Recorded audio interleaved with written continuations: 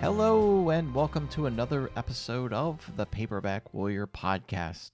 My name's Eric, and I'm going to guide you through this half hour or so of book talk. The purpose of the show is vintage fiction, celebrated through paperbacks, old magazines, pulps, comics. Sometimes I pilfer through some contemporary books and stories as well, but not too often. You can visit paperbackwarrior.com to find thousands of fiction reviews and articles about the authors, publishers, and artists that have created this lovable industry. Now, today's episode, I've got two features for us. I don't have a review really for this episode, but I've got two features. The first one's about author Jack Karney. Now, he was a former pro boxer that wrote stories for magazines like Argosy and Short Stories magazine in the 1940s and 1950s. He also wrote 11 paperback original novels with an emphasis on juvenile delinquents and teenage gangsters. My other feature is about an author named John Hurley, but he's better known by his pseudonym, which was S.S. Rafferty. He started writing in the 1970s and became a fixture in the mystery magazines like Alfred Hitchcock, Ellery Queen, Mystery Monthly, and so forth. He wrote about 54 stories, but he had a couple series characters that I found really interesting, and I think you will too. So we're going to have a double feature, and I think there's going to be a lot to learn about these writers. Before we dive into those features, I've got just a few announcements here for you. The first is the H.P. Lovecraft Film Festival scheduled for next month. It's going to be in Lovecraft's hometown of Providence, Rhode Island. It runs August 22nd through the 24th. The event will be showing brand new short and feature films of cosmic horror, and it's going to air Stuart Gordon's Reanimator movie to celebrate the 40th anniversary of its release. You can get more information at hplfilmfestival.com. Again, hplfilmfestival.com. If any of you go, please send me a report back. I'd love to share it right here. There's also the annual Pulp Fest coming up August 7th through the 10th. It's going to be in Pittsburgh at the DoubleTree by Hilton. Every year, Pulp Fest celebrates mystery, adventure, sci-fi, romance, other forms of genre fiction in the pulps. There's panels of discussion, vendors, auctions. It's just a really good time, and I wish I was attending. You can learn more about Pulp Fest at pulpfest.com. Also, we've got Pulp Adventure Con. It's coming up November 1 in Langhorne, Pennsylvania. This festival, of course, emphasizes collectibles from 1900 to 1970. It's got tables and vendors celebrating pulp magazines, comics, paperbacks, pinup magazines, and original artwork. This festival is put on by Rich Harvey of Bold Venture Press. And there you have it, those three events happening this year. If you're attending any of these events, make sure you send me an email. You can reach out to me on Facebook, X. Let me know how these events went, what your thoughts were. I'd really like to hear. All right, so I received an email from Alan. It was about my Wikipedia contribution project I've been working on for a little bit. You know, I wasn't aware of it, but Alan runs a comic book company called Green Archer Comics. I checked them out online, and man, I really love the throwback feel of their comics. They've got several titles in both print and digital. Some of their titles include The Clock, The Press Guardian, Cryptid Hacker Force, but a couple of their comics may appeal directly to the Paperback Warrior crowd. The first one is Johnny Dollar. It's based on the 1940s and 1950s radio drama. The creator has reimagined this character as a modern private eye traveling the world to stop cybercriminals. He's got the tie, the long coat, the fedora hat. Man, he looks the part. There's 4 issues out, 32 pages of full color. You can get more details at greenarcher.io. Another you may like is the Green Archer, the comic company's moniker. Before you get to the idea of Green Archer ripping off Green Arrow or something like that, keep in mind that in 1941, Mort Weisinger is said to have taken inspiration for the Green Arrow character from Robin Hood and the Green Archer movie serials released the prior year. There's a Green Archer comic anthology. It's got this hero in different times throughout history. It looks great. You can get Green Archer number 0 in both print and digital editions. Again, visit greenarcher.io for more details.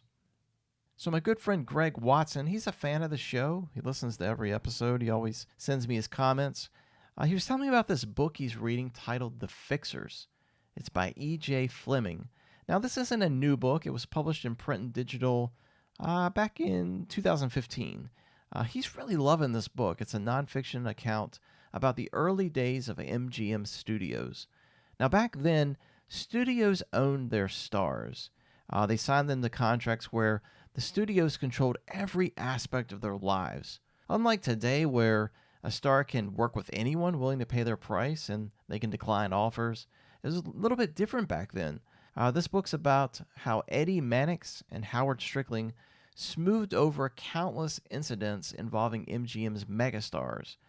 Folks like Clark Gable, Greta Garbo, Wallace Beery, Judy Garland, the list goes on and on.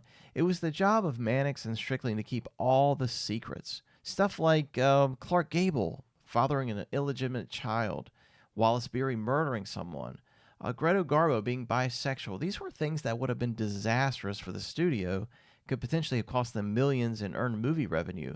But thanks to these two controllers, the scandals were kept hidden. Sounds like an amazing book. It's really interesting. Again, the name is The Fixers by E.J. Fleming, and my buddy Greg recommends it, and he's rarely wrong. All right, so let's get into today's first feature, and then I'll do a little intermission afterwards, but I'll hit that famed tune, and like the late, great Chuck Woolery said, I'll be back in 2 and 2, but more like 4 seconds instead of 4 minutes.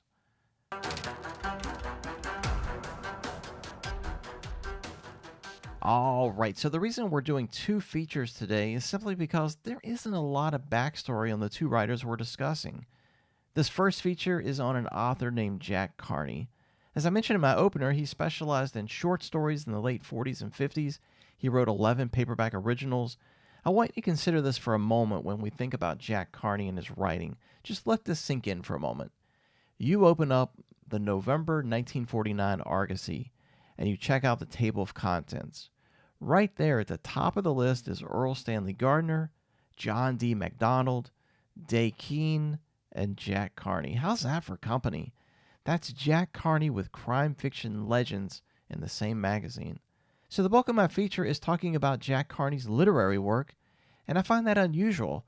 Normally there's a life to discover, but that's not the case with Jack. His life is mostly just one big mystery. So here's what we do know about him. He was born in 1911 in New York City's Lower East Side, a neighborhood inside Manhattan's boroughs. Nothing is known about his upbringing or education. We know Jack was in a teenage street gang. We also know that he was a boxer and probably fought as an amateur while running with the gangs. He tried out for a job in the police department, but due to an excessive case of flat feet, he was rejected. He entered the civil service instead. He worked in the New York District Attorney's office. He was married, he had 3 kids, and he spent his entire life in the same New York City neighborhood he grew up in. And that's it, folks. There's no military stuff known, no war record, no boxing record. There's no scandals, no trips to Florida to hobnob with people like Gil Brewer and Harry Whittington. There's just nothing out there about this guy, and that's frustrating. So what we have left is just what Jack wrote, and that's all we can really talk about is his writing. So his first published novel was There Goes Shorty Higgins. It was published in hardcover in 1945. From what I can get from the Fiction Mag Index, his first published short story was titled In This Corner. It was featured in Argosy's February 1945 issue. The editor in that magazine states at the beginning of the story that Jack's making his fiction debut and also mentions that he boxed professionally. So there you go.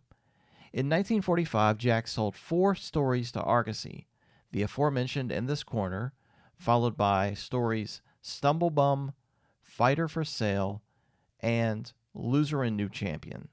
Those 4 stories for 1945 for Argosy. He also sold 2 stories to Short Stories magazine in 1945. Those were The Canvas is Stained and Left Hand Forward. And as you can tell, Jack was fascinated with boxing. In 1946, Jack's second book was published. It was called The Ragged Edge. That same year, he also sold 2 more stories to Short Stories magazine, and he sold 1 to Black Mask, and that was it for 1946. In 1947, he sold 2 stories to Argosy and 1 to Short Stories magazine, but no books published that year. 1948, he sells a story to Argosy, 1 to Short Stories magazine, again no books.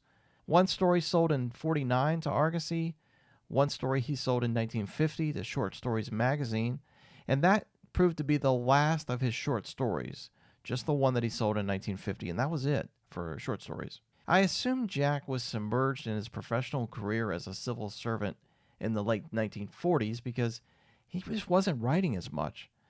And then comes a little resurgence in terms of Jack's books. In 1951, his hardcover Cop is published by Henry Holt, and his prior novel, The Ragged Edge, is reprinted by Pyramid in paperback as Tough Town. In 1952, his hardcover Cop is reprinted by Pocket Books. And also, Jack writes his only novel using a pseudonym. It was titled Halo for a Heel, and the pseudonym was Mike Skelly. The book was published by Red Seal. 1953, nothing's happening other than Pyramid reprinting Jack's first novel, There Goes Higgins, in paperback. 1955, his book Knock 'em Dead is printed by Ace as one half of a double. His book Work of Darkness is published in hardcover by Putnam in 1956, and the book's later reprinted by Popular Library in 1958. 1959, Jack is a busy guy. He sees his books Cry Brother Cry, Cut Me In, The Knave of Diamonds, Some Like It Tough, all published in paperback. 1959, great year for Jack. His last two novels arrive in 1960, Lay Out for Murder and Yield to the Night.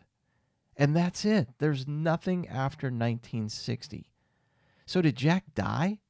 Did he retire from writing? I mean, he would have only been age 49. So what are we missing here? It's clear 1959 was an extremely productive year. Then he just seemingly vanishes from the publishing world. There's just no answers, unfortunately. The only thing left is to tell you how Jack's writing was, and the general consensus is that it was actually really good. So let's go into some of his books and stories, and I'll provide just some capsule reviews, and I'll start with his 1959 novel, Cut Me In.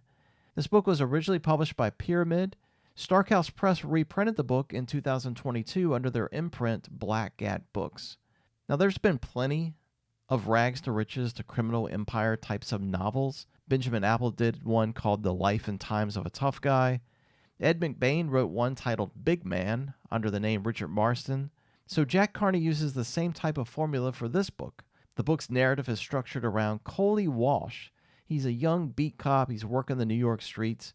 His wife died. Now he's raising his crippled son while living with his mother on swing shifts.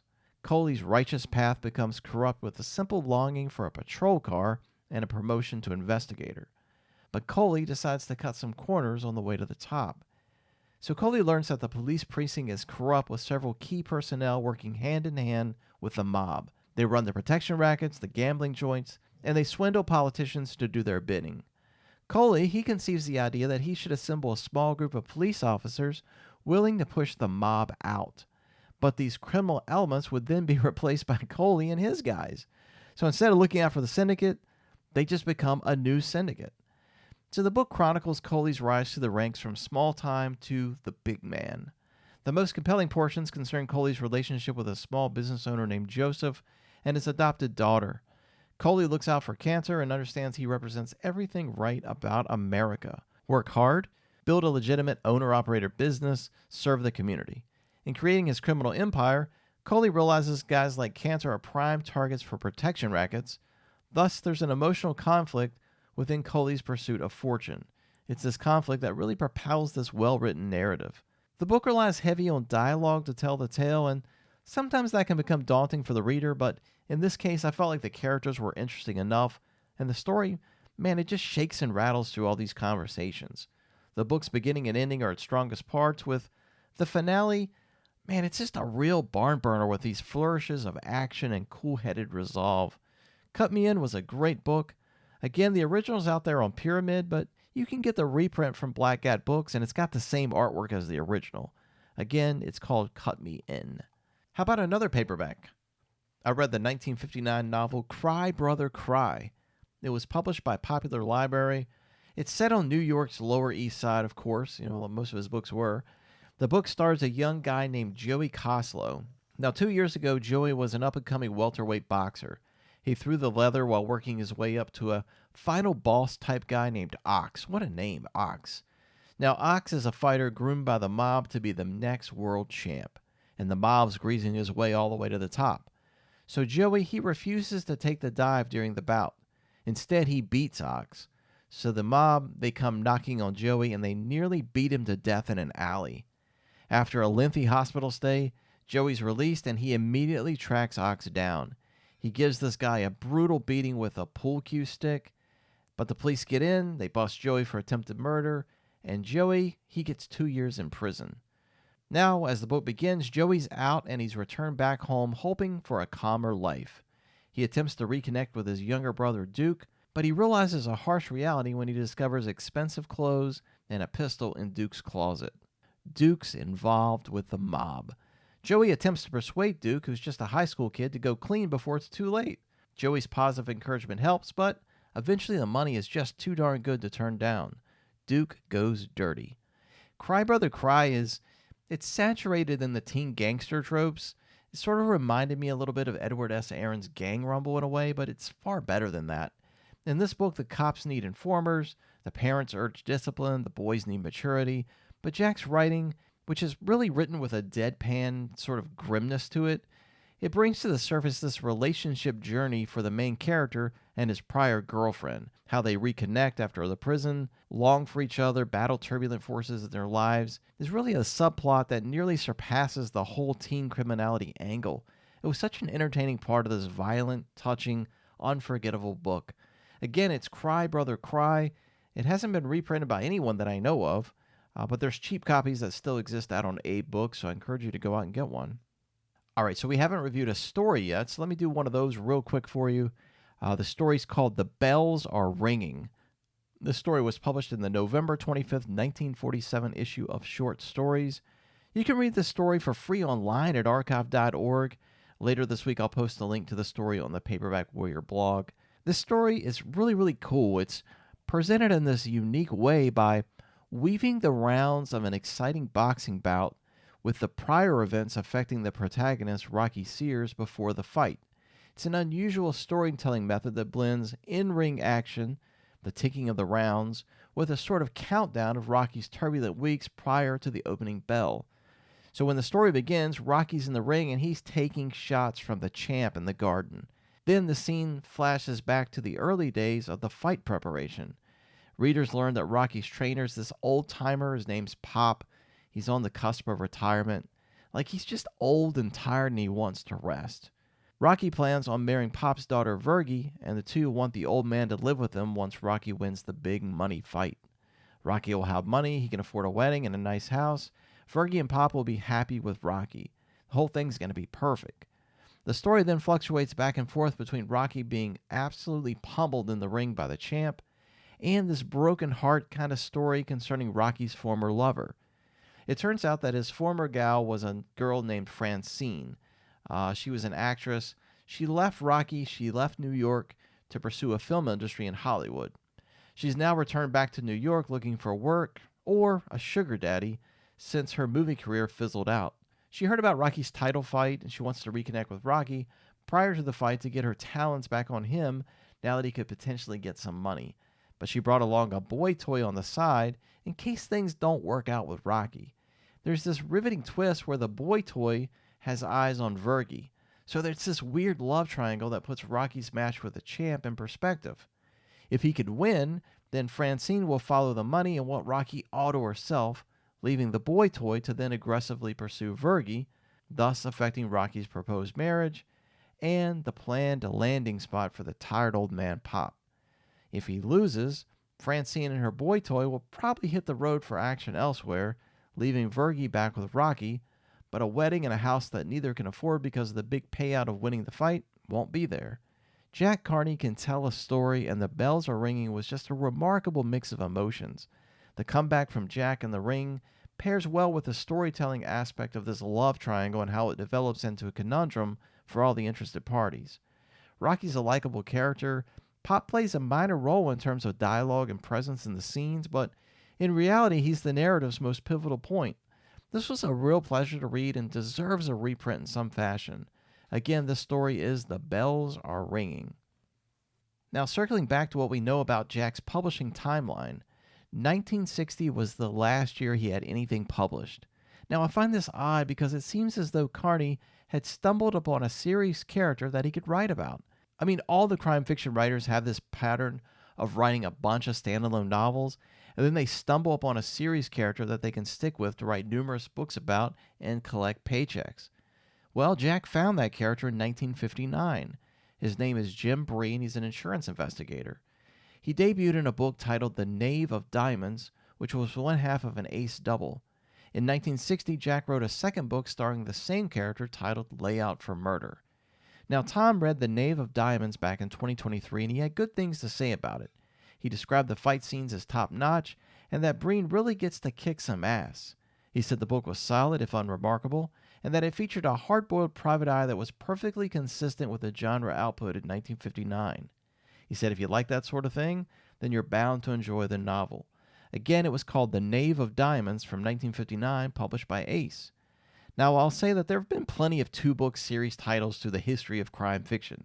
These things happen. But more often than not, a private eye character can develop into a long-running series between 6 to 20 books in some cases. I find it odd that he created this character, placed him in 2 books, and then just stopped writing, which leads me to think that Jack either died in or around 1960. That's just my guess. Or he left the country and just decided to pursue something totally different. I have nothing to base any of this on. If anyone has the answer, then let me know. I'd love to learn more about this writer, and if we even have a complete list of the books and stories he wrote. I hope you enjoyed this feature on Jack Karney. My references for the feature was the Starkhouse Press website and archive.org. All right, before we jump into the next feature, I want you to be aware that you can follow Paperback Warrior on Facebook, X, Instagram, archive.org, Threads, TikTok, and YouTube. All of these channels are Paperback Warrior and offer far more content and more frequent postings than what you'll find on the blog. I also encourage you to follow or subscribe where you can.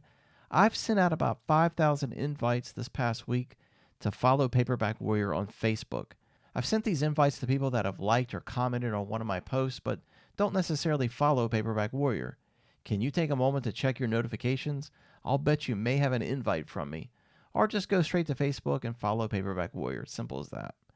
As I always mention on this program, if you have Medicare, that means you're either age 65 or older, or you're receiving Social Security disability benefits for more than 2 years. Call me. My number is 540-312-7062. Again, 540-312-7062. Doesn't cost you a dime. I can be your agent and I can look after your Medicare interest. The open enrollment season is fast approaching this October, and you need me to watch your back as much as Spencer relies on Hawk and a Robert Parker novel. Don't miss this chance to mix business with pleasure. Now, how about I hit that intro music one more time to set us up for today's second feature? I'll be back right after this familiar tune.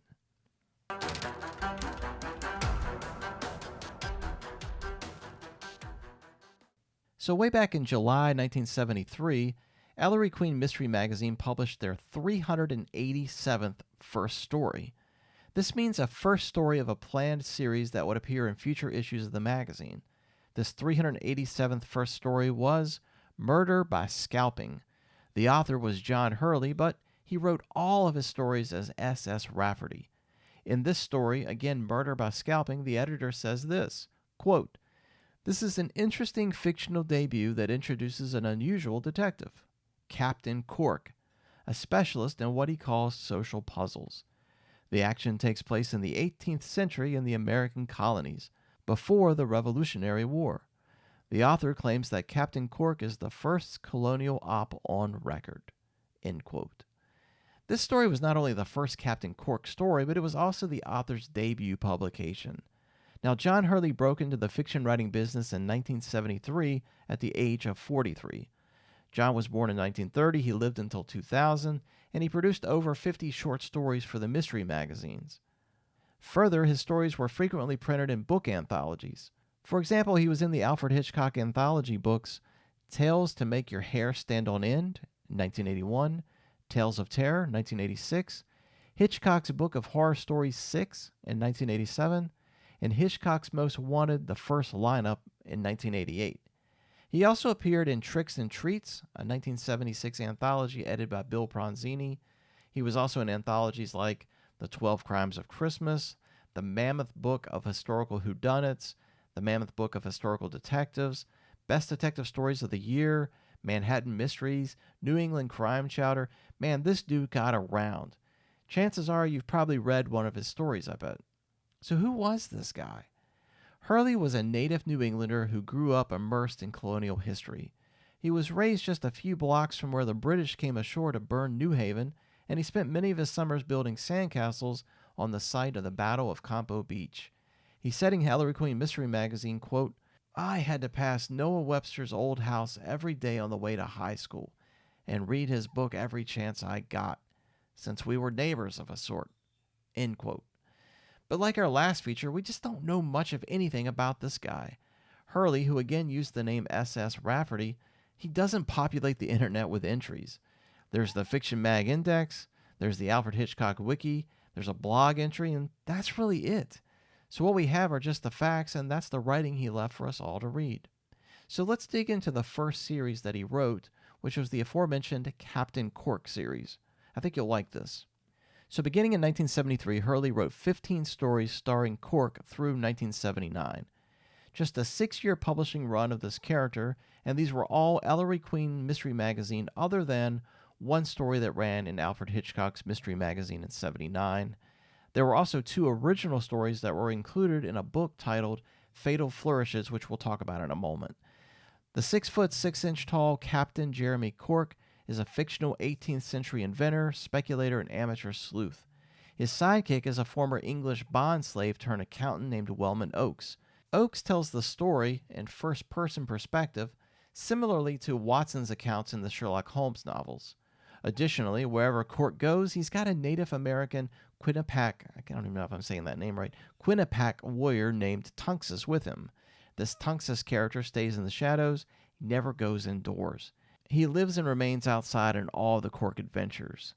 There's a little humor with a rivalry between Oakes and Tunxus that adds some minor fun to these murder mysteries. Now, these Captain Cork stories are very similar to a series we talked about here on the show and reviewed on the blog. That's Edward Hawke's Simon Ark stories. In that series, Ark travels around with a companion to investigate strange occurrences believed to be supernatural. Ark is hoping that they are supernatural events that will lead to the devil himself. But Ark is always able to determine there isn't any ghosts or goblins, and the mystery just boils down to a mere human engaged in some type of criminal element. Like the end of a Scooby-Doo episode.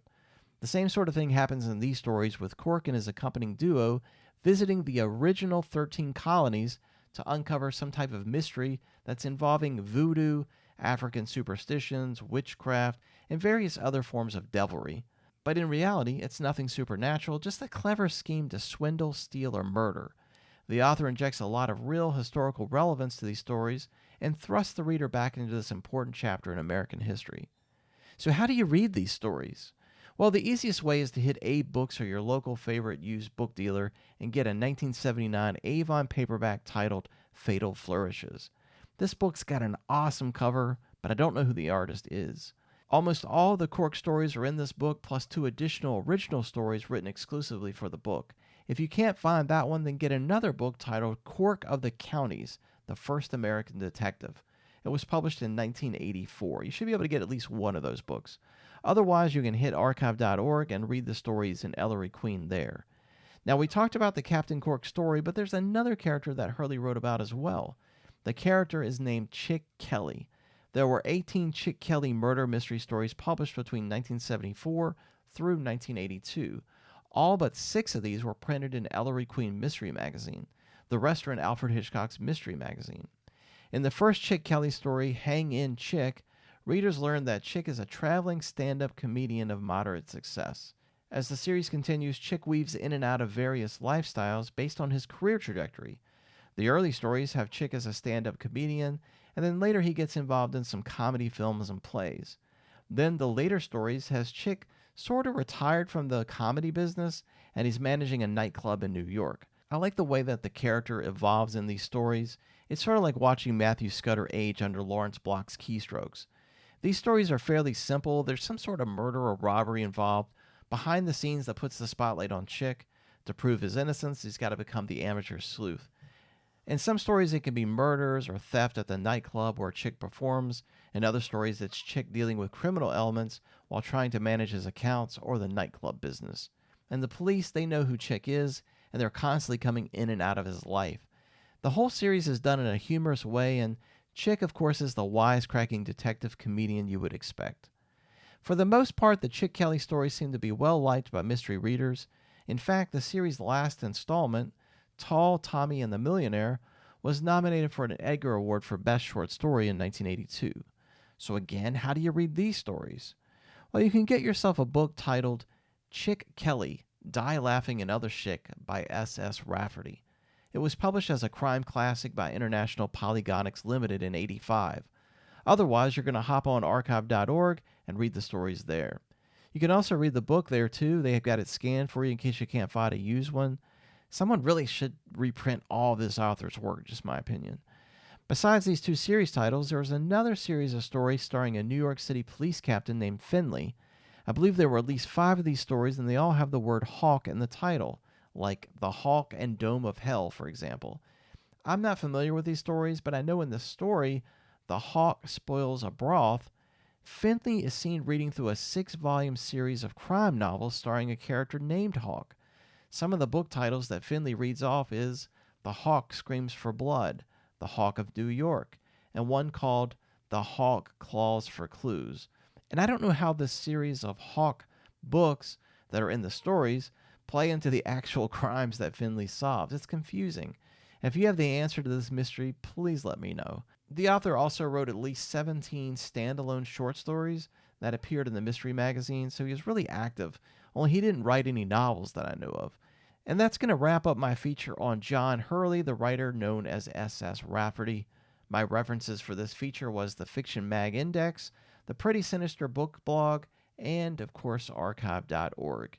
And that brings me to the end of this episode. I hope you had a great time listening to this one. There was lots of research that went into it, lots of time spent on this one. If you enjoyed it, please consider donating. You can go to the desktop version of the paperbackwarrior.com blog.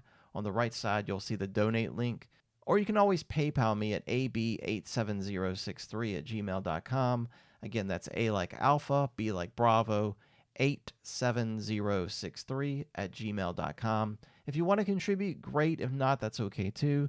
Cheers to superfans like Derek Wallace, Robert Dice, James Seeger, Peter Roble, KR Training, David Kowalski, and Ida Umphers for their contributions.